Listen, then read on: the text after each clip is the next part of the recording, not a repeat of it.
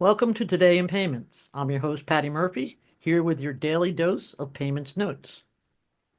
To the growing list of states seeking to curb interchange, you can now add Texas.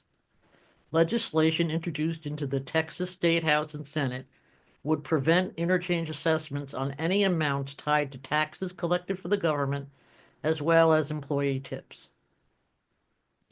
The legislative trend to ban interchange on tips and taxes began in Illinois.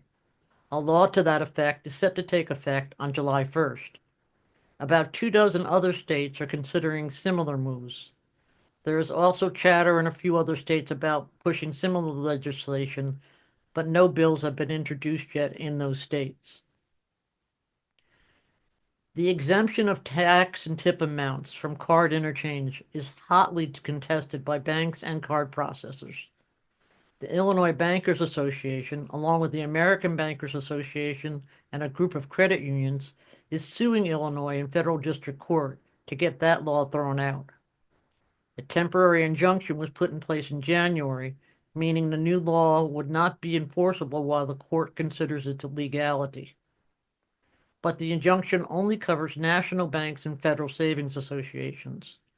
Card issuers supervised by the state's financial institutions regulator are not covered by the temporary injunction. If the Illinois law is allowed to stand, it would carry a $1,000 per transaction fine plus refunds of fees collected on taxes and tips.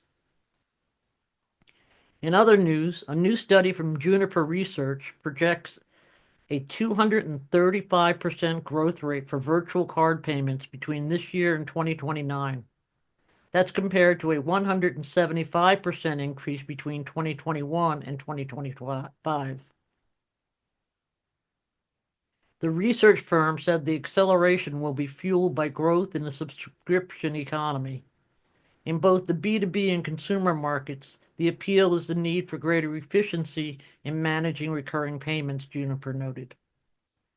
Virtual cards are optimized for managing subscriptions due to the ability they offer to set limits, track payments in real time, and assign virtual cards to specific subscriptions or companies. This can be especially valuable in B2B markets as companies seek to balance automation with oversight when making high-value recurring payments, the firm wrote. Juniper also pointed to significant opportunities with consumers in emerging markets. In those markets where there are large swaths of consumers who do not have bank accounts, card issuers should consider partnering with telecom companies to gain access to their vast customer bases, the company said. And finally, Eagle Processing Systems, in collaboration with Charge Anywhere, has launched Petro Partner Plus, a dual pricing processing solution developed specifically for fleet card vehicles. The two companies, in a statement, described it as a revolutionary offering to help gas stations join the dual pricing trend. Eagle said it is actively working with experienced ISOs and agents to get the solution out into the market. Well, that's it for Today in Payments. Please be sure to tune in again tomorrow and every weekday for your daily dose of payments notes.